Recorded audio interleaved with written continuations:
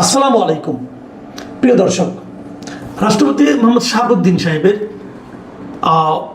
যে পদত্যাগ, এটা এখন সময়ের ব্যাপার। গত 2-3 দিন ধরে কানাঘুষা শোনা যাচ্ছিল এবং আমি যতটুকু জানি এবং খুবই নির্ভরযোগ্য সূত্র থেকেই আমি জেনেছি যে 2-3 দিন সময় ম্যাক্সিমাম, এটা যে কোনো সময় উনি পদত্যাগ করতেছেন। এবং এই জন্যই পদত্যাগ করছেন। কেন করছেন? এই কারণটা কি? ওনার মেয়াদ তো শেষ হয়নি। উনি রাষ্ট্রপতি হিসেবে নিয়োগ পেয়েছিলেন 2023 সালের 24 এপ্রিল। সেই হিসাবে 2028 সালের এপ্রিলে ওনার মেয়াদ শেষ হওয়ার কথা, আর এখন চলছে 2026 সালের জুলাই মাস। তাহলে ওনার কিন্তু আরও প্রায় 2 বছর মেয়াদ আছে। কিন্তু তার আগেই ওনার চলে যাওয়ার বিষয়টা এখন মোটামুটি চূড়ান্ত হয়ে গেছে। দেখুন, রাষ্ট্রপতি কিভাবে চলে যান। রাষ্ট্রপতি একাধিকভাবে চলে যেতে পারেন, মেয়াদ শেষ হলে চলে যেতে পারেন, উনি নিজে থেকে পদত্যাগ করতে পারেন, ওনার যদি মৃত্যু হয় তাহলে চলে যেতে পারেন, এবং ওনাকে যদি অভিশংসন করা হয়, মানে রাষ্ট্রপতি তো নির্বাচিত হন সংসদ সদস্যদের দ্বারা। যদি সংসদ সদস্যরা চান যে ওনাকে আর রাষ্ট্রপতি থাকার ওনারা চান না, তাহলে ভোট দিয়ে ওনাকে করে দিতে পারেন। সেক্ষেত্রে নিয়মটা হলো যে সংখ্যাগরিষ্ঠ সংখ্যক, মানে মিনিমাম 151 জন সংসদ সদস্য স্বাক্ষরযুক্ত একটা কাগজে ওনারা স্পিকারের কাছে বলবেন যে ওনারা রাষ্ট্রপতির অভিশংসন চান, এবং রাষ্ট্রপতি সেটা নিয়ে আলোচনা করবেন, কথাবার্তা হবে, রাষ্ট্রপতি তার প্রতিনিধিও পাঠাতে পারেন, তারপরে সেটা একটা ভোট হবে। সেই ভোটে যদি 2/3 সংসদ সদস্য চান যে রাষ্ট্রপতিকে ওনারা চান না, তাহলে রাষ্ট্রপতির অভিশংসন হয়ে যায়, ওনার পদ চলে যায়। আরেকটা পদ্ধতি আছে, যদি রাষ্ট্রপতি শারীরিকভাবে অক্ষম হন, যদি মানসিকভাবে ওনার অসুস্থ ধরা পড়ে, এই সমস্ত কারণেও ওনাকে সরিয়ে দেওয়া যেতে পারে। তো শাহাবুদ্দিন সাহেব কীভাবে যাচ্ছেন? শাহাবুদ্দিন সাহেবকে অভিশংসন করা হবে এটা নিশ্চয়ই উনি চান না, আমি যতটুকু বুঝি চান না, এবং আমি এটাও বুঝি ওনার সঙ্গে সরকারের সম্পর্কটা একেবারে দা কুমড়ার মতো নয়। উনি আসলে নিজে থেকে পদত্যাগ করতে চাচ্ছেন, পদত্যাগ হয়তো করবেন। উনি এর আগেও একবার বলেছিলেন যদি এই সরকার তাকে রাষ্ট্রপতি হিসেবে না চায় তাহলে উনি থাকবেন না। মানে এটাই স্বাভাবিক, কারণ উনি ঝগড়াঝাটি করে থাকতে চাচ্ছেন না, উনি মান সম্মান নিয়ে যেতে চাচ্ছেন। এখন যদি মান সম্মান নিয়ে উনি যেতে চান তাহলে তো কোনো সমস্যা নেই, উনি যেতেই পারেন, উনি নিজে থেকে পদত্যাগ করবেন, তারপর বিএনপি আরেকজনকে বানাবেন। আর যদি উনি পদত্যাগ না করেন, ধরা যায় বিএনপি চায় কিন্তু উনি পদত্যাগ করতে চাচ্ছেন না, তখন কী হবে? অভিশংসনের আয়োজন করা হবে, আরও কিছুদিন চলবে এবং একটা সম্পর্কটা তিক্ততার পর্যায়ে পৌঁছবে। সেটা হওয়াটা স্বাভাবিক না। সবচেয়ে ভালো হতো যদি বিএনপি তাদের এই প্রথম 5 বছর, মানে রাষ্ট্রপতির 5 বছর, মানে 2028 এপ্রিল পর্যন্ত এই রাষ্ট্রপতিকে রেখেই দিতেন। আমি পার্সোনালি মনে করি এই কারণে যে আসলে আমাদের রাষ্ট্রপতির তেমন কোনো ক্ষমতা নাই। যতটুকু ক্ষমতা আছে এই রাষ্ট্রপতি সেই ক্ষমতার কিছুই এই বিএনপি সরকারের বিরুদ্ধে প্রয়োগ করেন নাই। বিএনপি সরকার যা যা বলেছেন উনি তাই করেছেন। এমনকি জাতীয় সংসদের রাষ্ট্রপতি যে প্রথম ভাষণ, সেই ভাষণেও কিন্তু উনি বিএনপি যেভাবে চেয়েছেন সেভাবেই দিয়েছেন, এবং সেখানে তাকে যারা রাষ্ট্রপতি বানিয়েছিল যে সংসদ, মানে শেখ হাসিনার সংসদ, সেই শেখ হাসিনার সমালোচনা কিন্তু ওখানে করেছেন। আজীবন আওয়ামী লীগ করা এই ভদ্রলোক, যদিও রাষ্ট্রপতি হওয়ার সঙ্গে সঙ্গে তার কোনো দলীয় পরিচয় থাকে না, সে কারণে তারপরেও কিন্তু উনি এটা করেছেন। এটাকে আমি খুবই পজিটিভভাবেই দেখি, কারণ বিএনপির সাথে তার সম্পর্কের যে একটা পজিটিভ একটা চেহারা, এটা এই ঘটনার মাধ্যমে প্রকাশিত হয়েছে। সে কারণে আমার ধারণা ছিল যে বিএনপি ওনাকে রেখেই ওনার মেয়াদকালটা পূর্ণ করতে দিবেন, এতে বরং বিএনপির উদারতার একটা প্রমাণ আসত। বিএনপি যে আসলে একটা গণতান্ত্রিক ধারা অব্যাহত রাখতে চায় সেটা এখানে প্রমাণিত হতো। বিদেশে অনেক উদাহরণ আছে, যেমন আমি একটা ছোট্ট উদাহরণ দিয়ে বলি যে ভারতের কংগ্রেসের সর্বশেষ রাষ্ট্রপতি ছিলেন প্রণব মুখার্জি।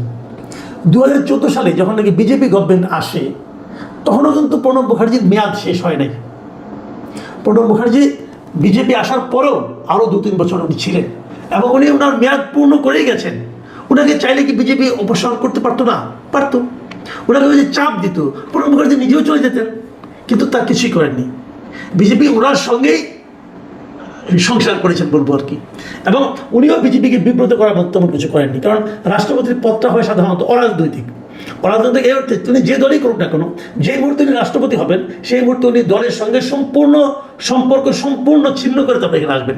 এটাই নিয়ম, বাংলাদেশেও এটাই নিয়ম। তো সেই হিসাবে শাহাবুদ্দিন সাহেব একজন অরাজনৈতিক ব্যক্তি, কিন্তু আমরা দেখলাম যে বছর না পেরোতে, মানে 6 মাস পার না হতেই বিএনপি ওনাকে আর সহ্য করতে পারছেন না। কেন পাচ্ছেন না? যতটুকু আমি জেনেছি বিভিন্ন সোর্স থেকে অনেকগুলি কারণ আছে। মূল যে কারণটা আমি মনে করি সেটা আমি একটু পরে বলছি, আমি ছোটো কারণগুলো এক বলি। বিএনপির দলের মধ্যে ওনাকে নিয়ে আপত্তি উঠেছে, তারা আর চাচ্ছেন না যে শাহাবুদ্দিন সাহেব রাষ্ট্রপতি হিসেবে কন্টিনিউ করুক, যে কারণে দলের যিনি চেয়ারপারসন আছেন তিনিও দলের যারা সংখ্যাগরিষ্ঠ মতামত যেগুলো আছে সেই মতামতকে অনার করতে চাচ্ছেন। এটা একটা বিষয়। বিএনপির অনেক কেন্দ্রীয় নেতা যারা নাকি আশা করছেন, তাদের মূল্যায়ন ঠিক মতো হয়নি, অনেকে ভাবছেন তাদেরকে রাষ্ট্রপতি করা যেতে পারে। বিএনপি তো অনেক দিন ধরে অনেকেই করছেন, তারাও তো একটা কিছু প্রতিদান চাইবেন, তো সেখান থেকেও রাষ্ট্রপতি পদের জন্য কিছু প্রার্থী আছেন, তারাও ভাবছেন যে এই রাষ্ট্রপতি থাকলেও তো আমি আরও 2 বছর আমাদের কোনো চান্স নাই, ওই চান্সটা ওনারা নিতে চাচ্ছেন।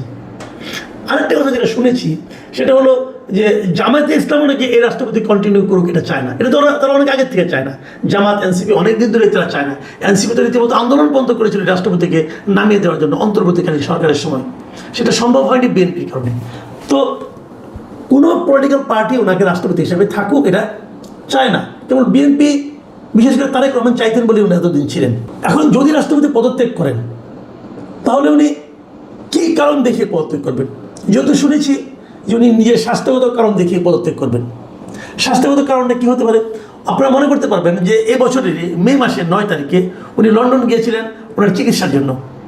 লন্ডনে যে লন্ডনের কেমব্রিজের রয়্যাল পেপওয়ার্থ হাসপাতালে ওনার স্বাস্থ্য পরীক্ষা হয়েছে, এনজিওগ্রাম করা হয়েছে এবং সেখানে তার হৃৎপিণ্ডে ব্লক ধরা পড়েছে এবং ব্লক ধরার পর সেখানে এনজিওপ্লাস্টি করা হয়েছে, স্টেন্ট বসানো হয়েছে। এটা কি চিকিৎসা তো ওনার হয়েছে হার্টের, কিন্তু এই হার্টের চিকিৎসার বাইরেও ওনার আরও কিছু রোগ আছে বলে আমি জানতে পেরেছি এবং ওনাদের খুব ঘনিষ্ঠ কিছু লোকের কাছ থেকে আমি জেনেছি যে ওনার এই মুহূর্তে যে রোগটা নিয়ে উনি খুব বিব্রতকর অবস্থায় আছেন সেটা হলো অটোনমিক নিউরোপ্যাথি বলে এই রোগটাকে।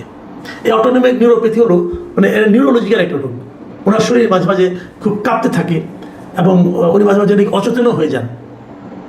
এটা যে হয়ে যায় এটা আমি ওনার কাছ থেকেও জেনেছি একবার। কিছু কিছু সময় ডিমনেশিয়ার মতো প্রভাব ওনার পরে উনি কিছু ভুলে টুলে যান। তো এরকম একটা শারীরিক অবস্থা কিন্তু ওনার আছে। এই শারীরিক অবস্থা নিয়ে উনি যে খুব একটা স্বাচ্ছন্দ্য বোধ করছেন তাও নয়। লন্ডন গিয়েছিলেন চিকিৎসার জন্য, সেটা তো হার্টের চিকিৎসা হয়েছে এবং সেই যাওয়া নিয়েও আমি যতটুকু শুনেছি সরকারি দলের মধ্যে এক ধরনের কানাঘুষা যে কেন এত টাকা খরচ করে লন্ডন যেতে হলো, এনজিওপ্লাস্টি তো আমাদের দেশেও করা যায়। তো এটা নিয়ে উনি বিব্রত যে উনি রাষ্ট্রপতি হিসেবে গিয়েছেন, সেটা কানাঘুষা হচ্ছে ওনাদের মধ্যে একটা বিব্রতকর। তো উনি চাচ্ছেন হয়তো, আমি যতটুকু শুনেছি যে উনি রাষ্ট্রপতি হিসেবে পদত্যাগ করার পর সপ্তাহখানেক দেশে থাকবেন, তারপরে চিকিৎসার বাইরে যাবেন, সিঙ্গাপুরে অথবা অন্য কোথাও যে চিকিৎসা করাবেন, এরকম কথাও শুনেছি। যাই হোক, মোদ্দা কথা হচ্ছে আমরা আমাদের রাষ্ট্রপতি শাহাবুদ্দিন আহমেদ সাহেবকে হয়তো আর পাচ্ছি না আমাদের জন্য। উনি ছিলেন আমাদের দেশের 22তম রাষ্ট্রপতি, আমরা 23তম রাষ্ট্রপতির জন্য অপেক্ষা করব। কীভাবে হবে এইটুকু বলে শেষ করি আলোচনাটা। যেটা হবে, প্রথমত যেটা হতে পারে যে উনি চলে যাওয়ার পর আমাদের যিনি স্পিকার আছেন তিনি ভারপ্রাপ্ত রাষ্ট্রপতি হবেন, তিনি রাষ্ট্রপতি হিসেবে দায়িত্ব পালন করবেন। তারপর হয়তো একটা নির্বাচনের মাধ্যমে একজন স্থায়ী রাষ্ট্রপতি নিয়োগ করা হবে। এর মধ্যে বেশ কয়েকজনের নাম শোনা যাচ্ছে তালিকায় যারা আছেন যে কাদেরকে করা হতে পারে। এবং খুব বিস্ময়কর হলো বেশ কয়েকজন পলিটিশিয়ানের পাশাপাশি একজন আমলার নাম শোনা যাচ্ছে। আমি এতে খুবই হতাশ এবং বিস্মিত হয়েছি। এবং সে আমলায় এখনও উনি কিন্তু মন্ত্রী পরিষদ সচিব হিসেবে কাজ করছেন, ডক্টর নাসিমুল গনি। ওনার খুব একটা সুনাম আমি শুনিনি, রাজনৈতিকভাবে যে ওনার খুব একটা সুনাম শোনা গেছে এটা আমি শুনিনি, বরং হিজবুত তাহরিরের সঙ্গে, নিষিদ্ধ সংগঠন, তার সঙ্গে ওনার একটা সম্পর্ক ছিল বলে এক ধরনের কিন্তু আলোচনা আছে। তো তাকে শোনা যাচ্ছে উনি নাকি জামাতের পছন্দ অথবা উনি নাকি যুক্তরাষ্ট্রের পছন্দ, এই ধরনের কিছু কথা আকাশে বাতাসে শুনি আর কি। তো এটা যদি হয়, বাংলাদেশে কোনো কিছুই অসম্ভব না, এটা সব সম্ভবের দেশ। যদি এটা হয়, আমি মনে করি এটা বিএনপির জন্য হবে খুবই ঝুঁকিপূর্ণ একটা কাজ। কারণ বিএনপি এরই মধ্যে বেশ কিছু কাজ করেছেন, বিশেষ করে ওনার পররাষ্ট্রমন্ত্রী নিয়োগ করাটা, এই ডক্টর খলিলকে, এটা নিয়ে কিন্তু বিএনপিকে এখনও তো কিছু টের পাচ্ছেন না। দেখবেন সামনের দিনগুলো যেটা নিয়ে বড় একটা প্রশ্নের মুখে বিএনপিকে পড়তে হবে। আর যদি নাসিমুল গনিকে করা হয় রাষ্ট্রপতি, তো সেটা একটা ভয়ঙ্কর পরিণতি পাবে বলে আমার মনে হয়। আবার এমন হতে পারে সরকার যদি মনে করে ভয়ঙ্কর পরিণতি হোক, আমরা চ্যালেঞ্জটা গ্রহণ করলাম, তাও হতে পারে তারা চ্যালেঞ্জ গ্রহণ করলেন, আমি জানি না তারা কী করবেন। কিন্তু যদি রাজনৈতিক ক্যারেক্টার হয়, সেক্ষেত্রে যাদের নাম শোনা যাচ্ছে বিএনপির সিনিয়র যারা লিডার আছেন তাদের মধ্যে বেশ কয়েকজনের নাম শোনা যাচ্ছে।